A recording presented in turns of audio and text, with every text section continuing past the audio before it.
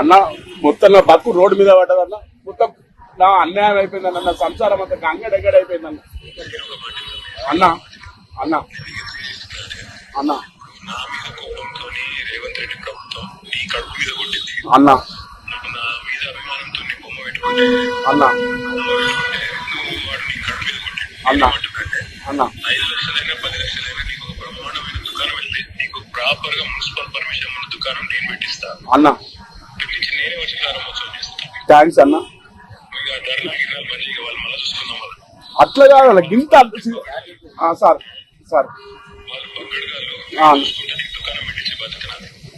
సరే సార్. బాధపడదు, మీకు మేము ఉన్నాం. టీ హోటల్ మళ్ళీ ఎప్పలేక చాలు చేపిస్తా. మీకు కలెక్టర్ తోటి మున్సిపల్ తోటి ఏ సంబంధం లేదు. 5 లక్షలు కానీ 10 లక్షలు కానీ నేనే భరించుకుంటా.